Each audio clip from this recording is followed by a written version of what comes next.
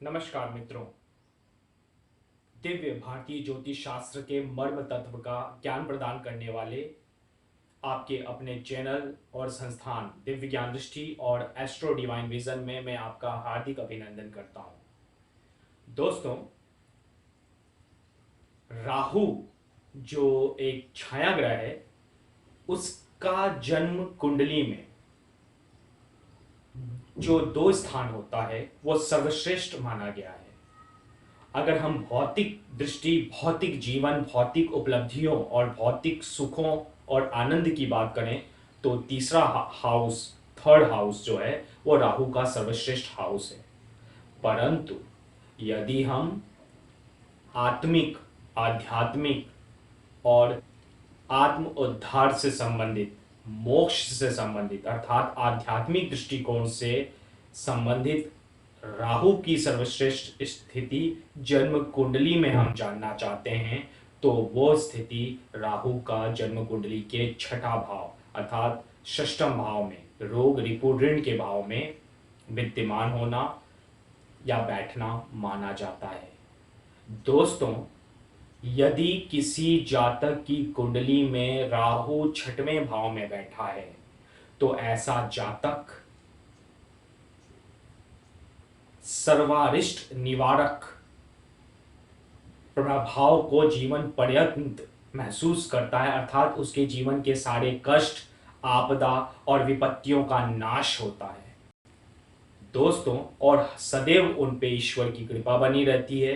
एक सॉन्ग है ना कि मेरे आस पास है खुदा, उनके आस पास ही उन्हें हमेशा ईश्वर की अनुभूति होती रहती है।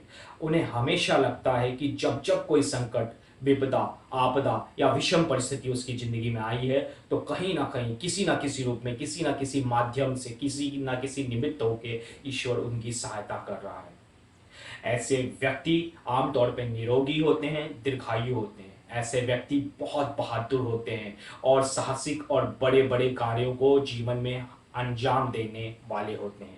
ऐसे व्यक्ति जीवन के रियल हीरो होते हैं, जीनियस होते हैं। इनका बल, बुद्धि और पराक्रम स्थिर होता है, अर्थात जीवन पर्यंत एक जैसा बना रहता है और उसमें वृद्धि भी होती रहती है। ऐसे व्यक्ति बहुत ज्यादा सिद्ध और पॉपुलर होते हैं, बहुत ज़्यादा लोकप्रिय होते हैं, बहुत ज़्यादा रिच होते हैं, बहुत ज़्यादा पैसा कमाने वाले होते हैं और इतना ज़्यादा इन्फ्लुएंस रखते हैं, इतना ज़्यादा प्रभाव, प्रभुत्व रखते हैं और अपने कि ये समाज में अपने शौर्य, बुद्धिबल, बाहुबल और पराक्रम द्वारा अपने शत्रुओं को, अपने प्रतिद्वंदियों को पराजित करते हैं, उनका विनाश कर देते हैं। दोस्तों, ऐसे जातक आमतौर पे बहुत बुद्धिमान होते हैं, बहुत तेजस्वी होते हैं, बहुत चतुर होते हैं और बहुत ही ज़्यादा योग्य होते हैं।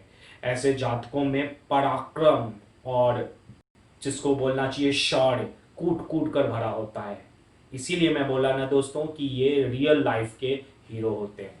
ये रियल लाइफ में बड़े बड़े कार्यों को अंजाम देते हैं। इनका विदेशों के माध्यम से या इनसे किसी अलग धर्म के व्यक्ति, अलग संप्रदाय के व्यक्ति, अलग कम्युनिटी के व्यक्ति द्वारा बहुत बड़ा लाभ प्राप्त करते हैं। जीवन में ये राजयोग का और अनेकानेक प्रकार के प्रभावों का, प्रभुत्वों का और सुखों और आनंदों का उपभोग करने वाले, आनंद उठाने वाले होते हैं।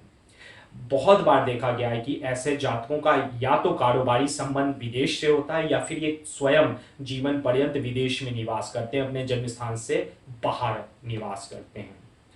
दोस्तों, राहु का षष्ठम भाव में बैठना, मैंने आज तक जो कुंडलियां देखी है, मैंने जितना ज्योतिष शास्त्र जाना है उसके हिसाब से सर्वश्रेष्ठ पोजीशन है उन सभी जातकों के लिए जो निष्काम कर्म योगी हैं, जो आत्म साक्षात्कार करना चाहते हैं, अपने जीवन का उद्देश्य, अपने जीवन और जन्म का कारण जानना चाहते हैं और परम गति, परम तत्व में विलीन होना चाहते हैं, परमात्मा में विलीन होना चाहते हैं, ईश्वर की अनुभूति या भगवत प्राप्ति करना चाहते हैं। क्यों? दोस्तों, ऐसे व्यक्ति जिनकी कुंडली में जन्म के छठे भाव में राहु होता है, ठीक उसके विपरीत जो सातवां भाव होता है वो केतु होता है। अक्सर मुझसे ज्योतिष के मुमुक्षु हमेशा ये प्रश्न करते हैं कि सर अगर सातवें भाव में केतु विद्यमान होता है तो राहु की सप्तम दृष्टि क्या है। दोस्तों, आज मैं एक बात आपको पूरे रिसर्च, अनुभूति और ज्ञान से स्पष्ट करना चाहूंगा कि राहु की सप्तम दृष्टि या सप्तम प्रभाव दरअसल राहु और केतु का एकात्म और समग्र प्रभाव है। अर्थात सप्तम भाव में जीवन के 42 साल तक, जब तक राहु परिपक्व नहीं होता, राहु का प्रभाव ज्यादा रहता है उसके सप्तम भाव में जहां पे वो बैठा है। और बाद में 42 साल के बाद केतु का डोमिनेटिंग प्रभाव, प्रभुत्व वाला प्रभाव शुरू होता है। इसका ये बिल्कुल मतलब नहीं है कि 42 साल से पहले केतु का प्रभाव नहीं होता। सप्तम भाव, राहु से जो सप्तम भाव है उसमें जीवन पर्यंत केतु का ही प्रभाव रहता है। ठीक उसी प्रकार केतु के सप्तम भाव जहां राहु विद्यमान है, जीवन पर्यंत राहु का ही प्रभुत्व वाला प्रभाव रहता है। परंतु दोस्तों, आज एक बात मैं आपको स्पष्ट करना चाहता हूं, बताना चाहता हूं, शेयर करना चाहता हूं कि राहु का सप्तम भाव मतलब षष्ठ भाव में बैठकर सप्तम भाव वाले केतु के साथ जो ये संयोग बनता है, ये जीवन में निष्काम कर्म योग के द्वारा मुक्ति का, मोक्ष का सबसे बड़ा योग है। भगवान श्री कृष्ण ने श्रीमद् भगवद गीता में आत्म साक्षात्कार हेतु अर्थात भगवत प्राप्ति, निर्वाण, मोक्ष हेतु जो 3 योग बताए हैं, उनमें से पहला योग ज्ञान योग सभी जीवात्मा के गुणों में बरतते हैं। यह जान लेना कि मैं ये शरीर नहीं हूं, आत्मा है।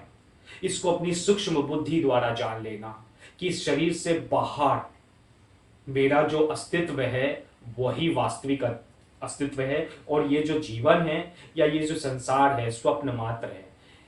ऐसा जान लेना व्यक्ति का ज्ञान योगी होना बतलाता है। दोस्तों, भक्ति योग जो दूसरा मार्ग है भगवत प्राप्ति का, मोक्ष का, वो यह बताता है कि आप हर एक चीज को भूल जाइए, सब धर्मों के भेद भुलाकर एक मेरा तू शरणागत हो जा, मैं हर पाप से मुक्ति दूंगा, शोक ना कर मेरी भक्ति में खो जा।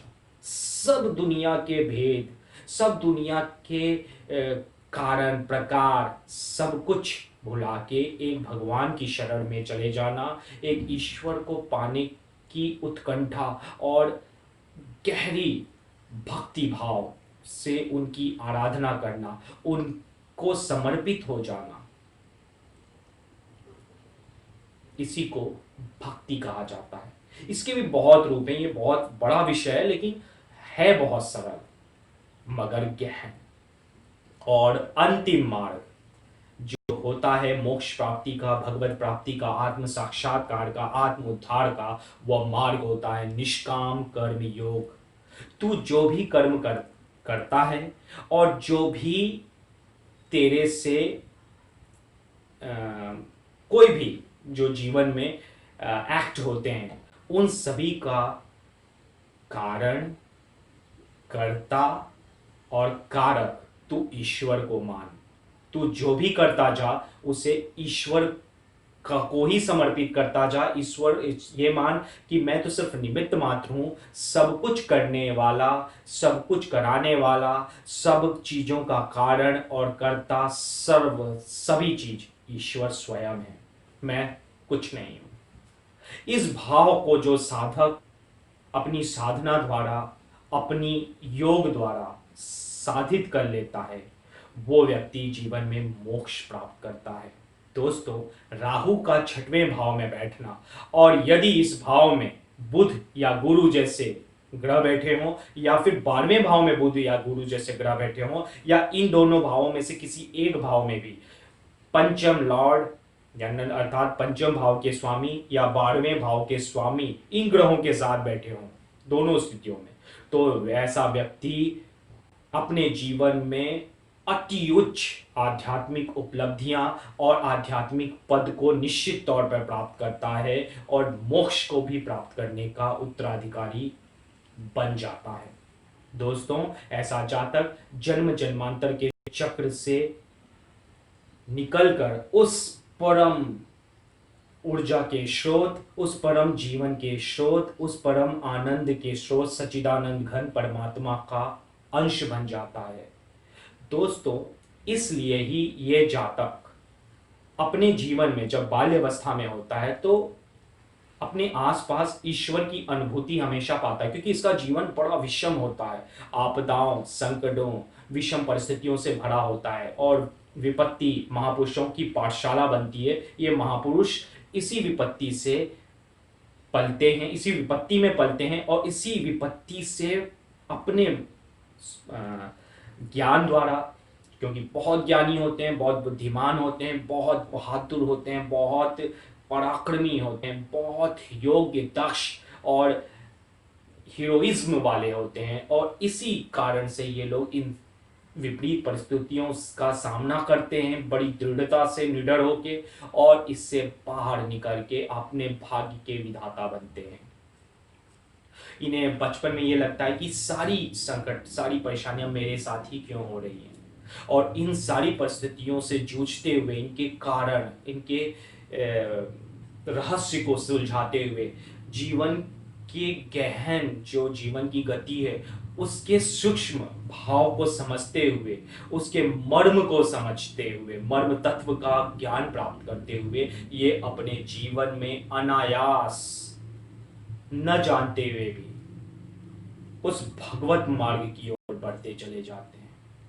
ईश्वर इनके ऊपर ऐसी कृपा दृष्टि रखता है, ऐसा इनके साथ प्रेम रखता है, क्योंकि हमारे जितने भी क्लासिक है उसमें यह बताया गया है कि जो भी महापुरुष बने उनका जो परवरिश हुआ है, जो लालन पालन हुआ है, वो विपत्ति और संकटों, विषम परिस्थितियों में हुआ है, उससे बाहर निकल के वो महापुरुष बने हैं। ठीक इसी प्रकार 6th हाउस में बैठे हुए राहु से प्रभावित व्यक्ति अपने जीवन में सारी विषम परिस्थितियों को, सारे शत्रुओं, प्रतिद्वंदियों को पराजित करते हैं, उनका विनाश करते हैं और जीवन में विजयी होते हैं, सक्सेसफुल होते हैं। इनका जीवन अति सक्सेसफुल होता है, इनका वैवाहिक जीवन भी बहुत आनंदमय होता है। इनको सुंदर वस्त्र, आभूषण, वाहन, बड़े बड़े घर, बंगले, महलनुमा बंगले,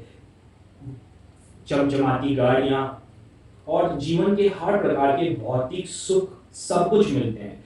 फिर भी जीवन के 42 वर्ष जब आता है इनके जीवन में तो उनको लगता है कि ये सारी भौतिक वस्तुएं, चाहे वो कार हो, घर हो या फिर जीवन साथी हो, ये सब मुझे सच्चा सुख नहीं देने हैं, ये व्यर्थ हैं मेरे लिए। मेरी जो आत्मा खोज रही है, मेरे अंदर का जो सुख है, आंतरिक आनंद है, उसकी वजह, उसका कोई कारण कुछ और है, और उस कारण के खोज में ये जीवन पर्यंत लगे रहते हैं और अंततो गत्वा ये उस परम तत्व को पा जाते हैं, उस परम तत्व में विलीन हो जाते हैं। दोस्तों, इसीलिए राहु की ये स्थिति जीवन में आध्यात्मिक दृष्टिकोण से कुंडली की सर्वश्रेष्ठ स्थिति कही जाती है, निष्काम कर्मयोग के परिप्रेक्ष्य में।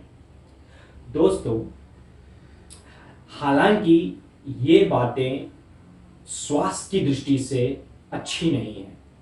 ये व्यक्ति निरोगी होते हैं क्योंकि इनको बड़ा कोई रोग नहीं होता, इनको कोई क्रोनिक डिसीज नहीं होता, लेकिन इसका ये मतलब नहीं कि इनको कोई रोग ही नहीं होता।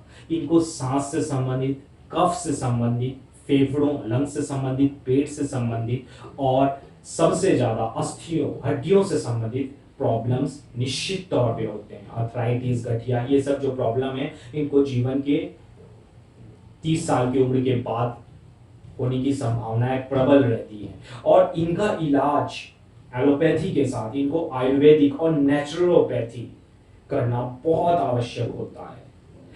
अगर स्त्री जातक जो हैं उनमें हार्मोनल डेफिशिएंसी, थायराइड वगैरह का भी प्रॉब्लम पाया जाता है। तो दोस्तों, इनको उचित व्यायाम करना चाहिए। मैं तो ये सलाह दूंगा कि इन्हें योग अवश्य करना चाहिए जीवन में, और प्राकृतिक स्थानों का सैर, सुबह की सैर, प्राकृतिक स्थानों का सैर सैर और सादा जीवन, उच्च विचार वाला जीवन को करना चाहिए। क्योंकि कई बार ऐसा देखा जाता है कि ऐसे जातक जीवन की प्रारंभिक अवस्था में पार्टियों के, क्लबों के या फिर मौज मस्ती के शौकीन होते हैं। ये जीवन में बहुत ज्यादा तनाव में होते हैं, इससे निकलने के लिए ये इन चीजों का यूज करते हैं। तो इन कारणों से, चाहे वो मद्यपान हो, धूम्रपान हो या फिर फास्ट फूड का सेवन हो, इसके अत्यधिक उपयोग से, उपभोग से और अनियमित जीवनचर्या से ये लोग बीमार पड़ते हैं। तो इनकी जो बीमारी होती है, इनका जो बीमारी का कारण होता है, अधिकतम भागों में, अधिकांश भागों में ये स्वयं होता है, इनके द्वारा ही उत्पन्न होता है। इसलिए इन्हें अपने स्वास्थ्य का ध्यान देना चाहिए। इन्हें अपने इष्ट देव की आराधना करने के अलावा भगवान श्री गणेश जी की आराधना सदा करनी चाहिए। काले कुत्ते या किसी भी प्रकार के कुत्ते की सेवा, उसे पालना या उसको भोजन करवाना, ये इनके लिए परम श्रेयस्कर होता है। दोस्तों, राहु का ये पोजीशन जन्म कुंडली का एकदम विशिष्ट पोजीशन है। तो इसलिए आप जो भी जातक इस योग के साथ जन्म लिए हैं, वह निश्चित तौर पे बहुत भाग्यशाली हैं, बहुत ज्यादा रिच, बहुत ज्यादा सक्सेसफुल, बहुत ज्यादा उन्नति प्राप्त करने वाले और बहुत ज्यादा प्रभाव और प्रसिद्धि प्राप्त करने वाले आप निश्चित बनेंगे, यदि जन्म कुंडली में कोई अन्य विपरीत स्थितियां इसके प्रभाव को कम करने वाली विद्यमान नहीं है। इसीलिए दोस्तों, आप सभी से मेरा अनुरोध है कि कृपया आप सारे योगों, सारी जो जन्म कुंडली में ग्रहों का जो स्थिति है, उसके आधार पर ही अपना निर्णय न लें, आधी अधूरी जानकारी न रखें। अपने जन्म कुंडली का समग्र विश्लेषण किसी भी विशेषज्ञ और अनुभवी ज्योतिषी द्वारा अवश्य करवा लें, क्योंकि अधूरा ज्ञान जीवन में सबसे ज्यादा घातक होता है। भगवान की कृपा आप पे सदा बनी रहे, आप सभी निरोगी रहे। इसी मंगल कामना के साथ मैं आपसे विदा लेता हूं।